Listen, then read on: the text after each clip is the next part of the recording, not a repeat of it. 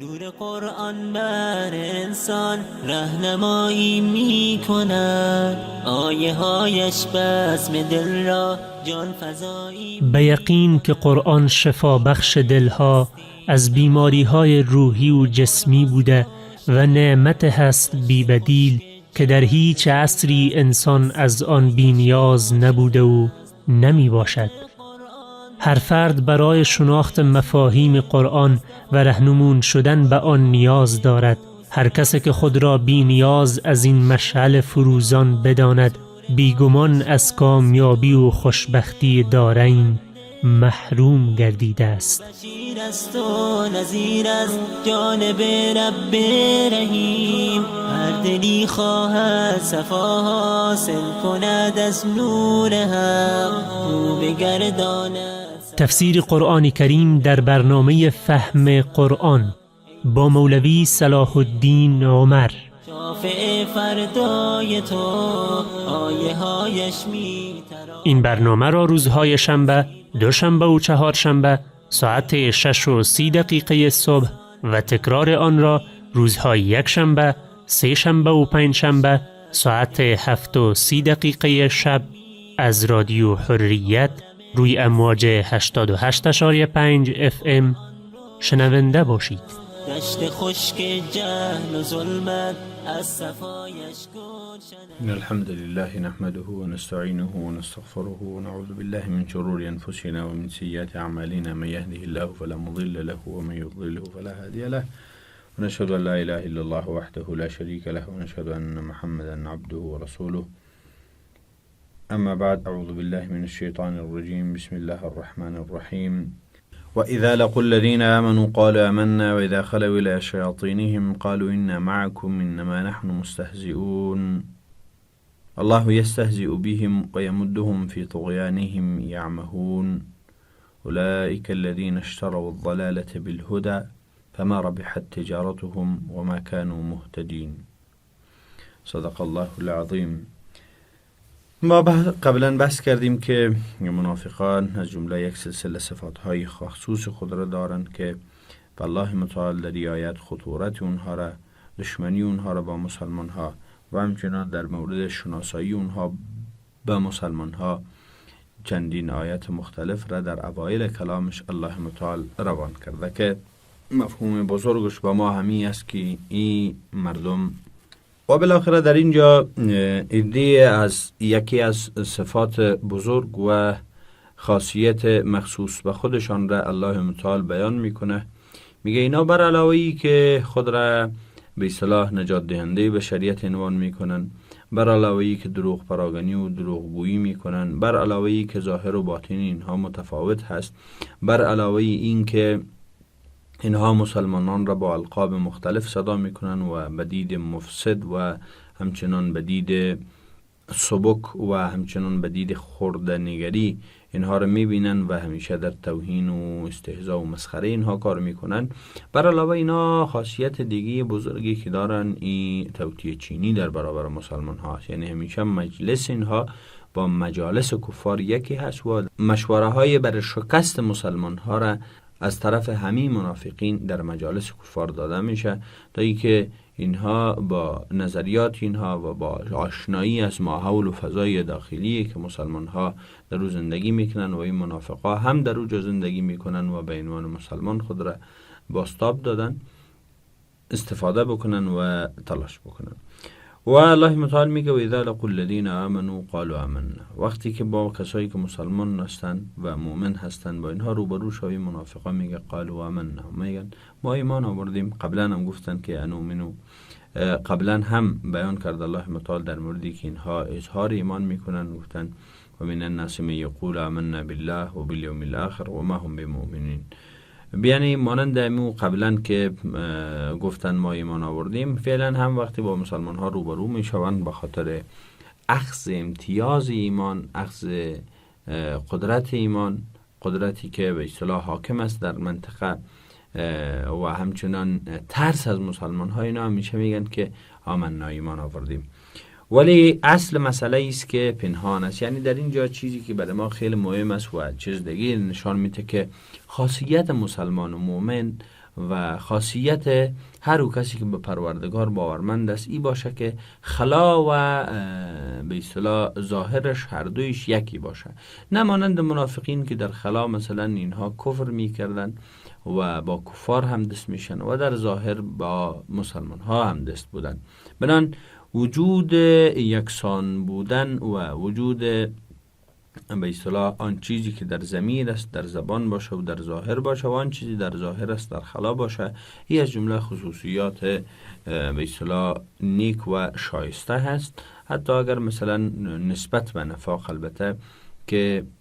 کافر باشه و فرد در ضمیرش کفر را داشته باشه و در زبانش هم کفر را اظهار بکنه، او به اصطلاح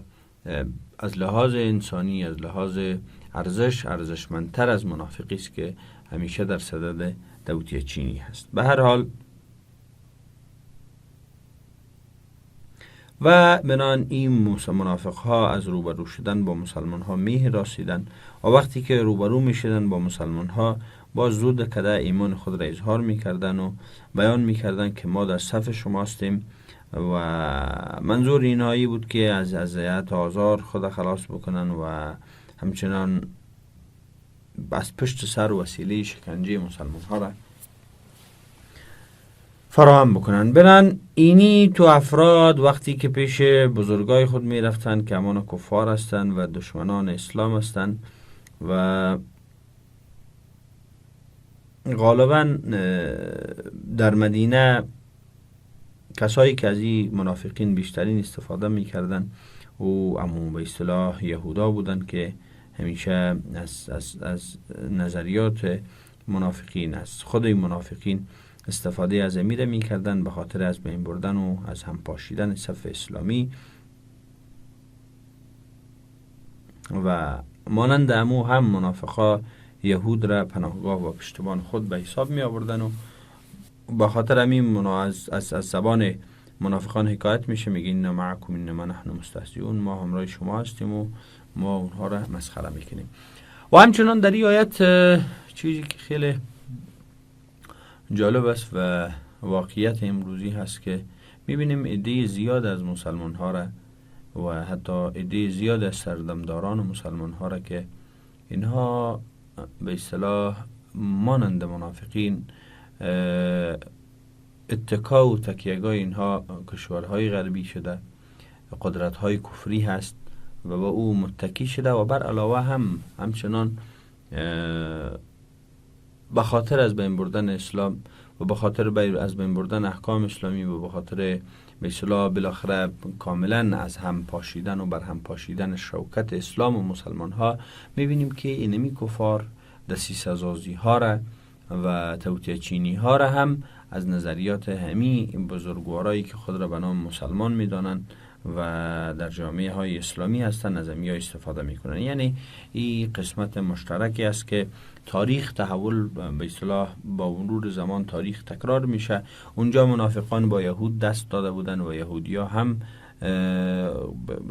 از اونها استفاده میکردن و اینها هم اونها را پشتبان و تکیهگاه خود میکنن، اگرچه بعداً ما شما میبینیم که اونها هیچگاهی تکیهگاه محکم نبودن، نه برای منافقین و نه برای خودشان. حتی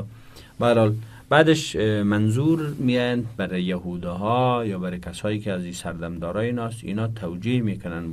بودنشان را با اونها و حتی بعضی وقت بلی گفتنشان را با مسلمان ها که گویا بعضی احکام را اگر تایید میکنید چطور میشه. اینجا میگن که اینا معکم انما نحن مستهزئون، ما از روی به اصطلاح قلب و از روی دل با شما هستیم، اما ای که تظاهر به ایمان میکنیم، اظهار میکنیم که ما پیامبر را قبول داریم، قرآن را قبول داریم، ایده کلش را به خاطری میکنیم که اونها را مسخره بکنیم و مسلمان ها را بازیچه قرار بدیم. و قرآن هم همه عمل و گفتارشان را روایت میکنه و بعد از او برشان به اساس اینمی صحبت هایی که کردن، به اساس اینمی موارد را که بیان کردن، اینها را تهدید میکنه و اینها را میترسانه که متوجه باشین که این مسیر درست نیست، این مسیر اشتباه هست و مسیری است که این گونه عذابها بر بالای این تو افرادی که همین مسیر را انتخاب میکنن خواهد آمد. الله یستهزئ بهم و یمدهم فی طغیانهم یعمهون. الله متعال میگه که ما این مردم را مسخره میکنیم و قبلا هم گفتیم الله اینا، یعنی در قبلا گفتن که اینا نحن مستهزئون، ما مسلمان ها را مسخره میکنیم. اما الله متعال از آنجایی که دین اسلام است و مسلمان واقعی را الله متعال از طرف خود مخاطب قرار میده و میگه که الله یستهزئ بهم، الله مسخره میکنه اونها را به خاطر مسخرگیایی که اونها فکر میکنن انجام میتن. و یمدهم فی طغیانهم یعمهون، و اینها را میگذاره، مهلت میده، وقت میده تا اینکه کورکورانه و به اصطلاح سرگردان دینمی به اصطلاح سرکشی هایشان در دینمی طغیان و تجاوزهایشان به می شکل سرگردان باشن، یعنی دلشان را خوش بکنن، در حالی که این سرگردانی، این طغیان، این توطیه سازی، این همه کارهایی را که اینها انجام میتن، این استهزاء و مسخره اینها هیچ جایی را نمیگیره، بلکه بر علاوه گریبان خودشان را میگیره و جز سرگردانی چیزی بر اینها نیست. چون که اینا در برابر ذات قرار گرفتن که خالق آسمان ها و زمین است و چقدر یعنی زیانبار و به اصطلاح سخت است کسی که در برابر یک پادشاه عادی قرار میگیره. مثلا اگر ما مثال واقعی در دنیا بتیم که انسان هیچگاه انسان جز حق، البته در موارد حق که او هم مؤمنان واقعی، غیر از او هیچ کسی با سردمدارا خود را به اصطلاح در مغایرت قرار نمیده، او هم باز وقتی مغایرت قرار بده یا در برابر او قرار بگیره که او بس خلاف حق باشه. یعنی ایره کاملا از یک عاقل ما منتفی میکنیم. برحال اینا اینقدر بیخرد و کم خرد هستند که میان در برابر حق قرار میگیرن و باز هم حقی که پشتبان و حق خالق خودش، خالق آسمان ها و زمین است. وقتی انسان این آیت را میخونه واقعا آدم یعنی خیلی از این مسیر هلاکت بار و از این وضعیتی که منافقا قرار بگیره نزدیک میشه که انسان زهره ترک شوه و خود آدم به تکان بفته که خدایا این چی مسیر است که اینا انتخاب کردن و الله متعال اینا را رها میکنه. اینا کورکورانه و سرگردان پیش میرن و در راهی که یا گام ببردارن، نه رسم و نه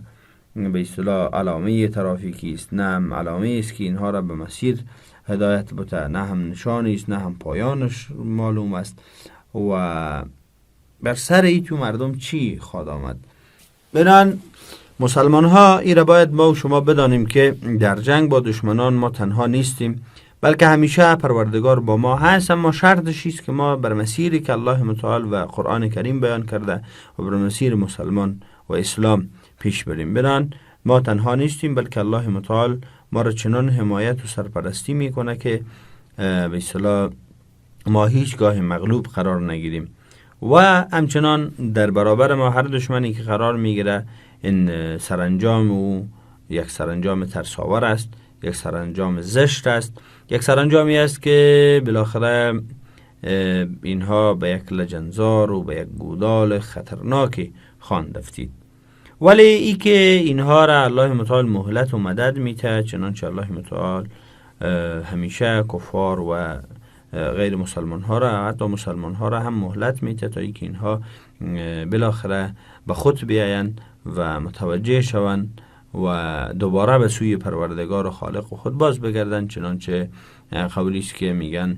الله متعال مهلت میته اما فراموش نمیکنه و زمانی که وقت مهلت پره شد، آخرین عمل حتی اگر کوچکترین عمل هم باشه بعد از انسان مورد مجازات قرار میگیره. پس الله متعال ما شما را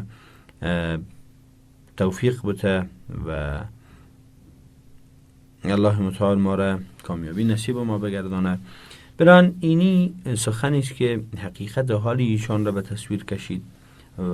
برای ما شما بیان کرد که این یک مردم هستند. خب الله متعال تمامی تلاش هایی را که اینا انجام دادن، تمام کارهایی را که اینا انجام میدن، همه اینها را به خاطر فهمیدن ما، به خاطر درک ما ای را آورد به اصطلاح طور حسی قرار داد. یعنی ما از لحاظ معنوی فهمیدیم که معنویات اینا خیلی خراب است و در صدد از بین رفتن معنویات و از بین بردن معنویات دیگر هستند. و الله متعال به خاطر ترسیمی، به خاطر مجسم ساختنی میگه اولئک الذین اشتروا الضلاله بالهدى فما ربحت تجارتهم. حال ما مثلا میایم تصور میکنیم یک تجارت پیشه، یک فرد را که او قرار است که یک بزنس یا یک معامله را برا باندازه. خب اصلا واقعیتی است که هر انسانی که میخواد یک معامله را انجام بده، یک تجارت را آغاز بکنه، او همه وسایل و همه امکانات و همه به اصطلاح ریسک و خطرها را و همه مفاد و امثال اینها را کلش مد نظر میگیره و وقتی که وارد معامله میشه یعنی حد نهایت به اصطلاح اونمو تاوان را در او میسنجه و حد اکثر اعظمی مفاد را همیشه در ذهنش است. این واقعیت مسئله است. اما اینا میاین اینمی تمامی کارهایی را که ما گفتیم اینا کلش یک معامله تشبیه داده شده که یعنی در معامله‌ای که اینا قرار است کردن یا قرار است بکنن، این معامله چه نوع معامله است؟ اولئک الذین اشتروا الضلاله، یا کسایی هستند که هدایت را با گمراهی تبدیل کردن. یعنی انسان میره فایده میگیره از دکان و دکان جور میکنه یا تجارت جور میکنه تا فایده بگیره، اما این آدم ها رفتن دکان را به تجارت به فایده نه بلکه به نقص دادن، دکان دادن تاوان گرفتن، یعنی نور دادن تاریکی را گرفتن، در حالی که انسان چقدر ضرورت داره که مثلا شب باشه و تاریک باشه و نور، در حالی که گروه روشن در میان خوتاقشان در قریهشان وجود داشت. قرآن، کتاب قرآن و پیامبر صلی الله علیه و سلم اینا او را نگرفتن بلکه گرفتن گروه خود تسلیم کردن به دیگه و خودشان در تاریکی باقی ماندن، چون که منافقا خودشان نخواستن هدایت را، نور را، ایمان را بگیرن، وگرنه در اختیارشان بود، در منطقهشان بود، برشان بخشیده شده بود و از دسترسشان هم دور نبود. مگم یا چی کار کردن؟ اشتروا الضلاله بالهدى، رفتن گمراهی را به جای هدایت یا هم هدایت را با گمراهی تبدیل کردن، فروختنش بالاخره، یا خریدن یا فروختن را معامله کردن. پس غافلترین و نادانترین و احمقترین و بالاخره زیانبارترین افراد امی منافقین بودن که در این معامله بسیار یک سودای، یک معامله به نقص خود را انجام دادن. فما ربحت تجارتهم و ما كانوا مهتدین. پس این مردم، این منافقانی که آمدن هدایت را دادن و گمراهی را گرفتن، یا هیچ فایده، هیچ سود را از تجارتشان به دست ناوردن و ما كانوا مهتدین و راهیاب هم راه یافته هم نشدن. بنان این توصیف گروه سوم بود که این گروه سوم یا همین منافقین کسایی بودند که نفس کج و بیمار و پیچیده و پریشان داشتند و بر اساس همین بیماری و کجی و پیچیدگیشان تشریح بیشتر قرآن کریم در مورد اینها داده و نقش و نگارهای فراوانی که اینها میکشن و همه اونها را بر ما و شما شناسایی کرد و محدود و مشخصش کرد الله متعال. و منافقا در مدینه برای اذیت و آزار مسلمان ها این وظیفه را به دوش گرفته بودن و همیشه رنج ها و پریشانی ها و به اصطلاح خستگی ها را در مدینه منافقان برای مسلمان ها ایجاد میکردن و ما شما میبینیم که در غزوه ها می آمدن، بعدا در بین راه نیمه رها میکردن غزوه را و همچنان یک بار تلاش کردن تا پیامبر صلی الله علیه و سلم را از بین ببرن. برحال اینا یعنی همیشه کوشش میکردن تا بتانن عزت و اقتدار را که مسلمان ها به دست آوردن، این عزت و اقتدار را از بین ببرن. و همچنان برای ما ایره بیانگر است این آیات که ما به عنوان مسلمان باید همیشه مواظب مکر و فریب و توطئه های ای تیف یا ای طایفه باشیم و با دقت تمام بازی ها و دسیسه های اینها را زیر نظر داشته باشیم. از هیلگری و نیرنگی که اینا استفاده میکنن، از این هیلگری و نیرنگ های اینها پرده برداریم و بعد از این که بر ما این مسائل را الله متعال بیان میکنه، بعدن میره به مرحله دیگی که در قرآن کریم خیلی های مرحله مهم است و از جمله مثال آوردن قرآن کریم است. چون انسان وقتی که یک چیز را نفهمه و درک واقعی از اون نکنه، به خاطر مجسم ساختن و به خاطر مادی ساختن یک بحث معنوی همیشه مثال آورده میشه. مثلا ما میبینیم که در خانه مثلا وقتی فرزند خود را تربیت میکنیم یا هم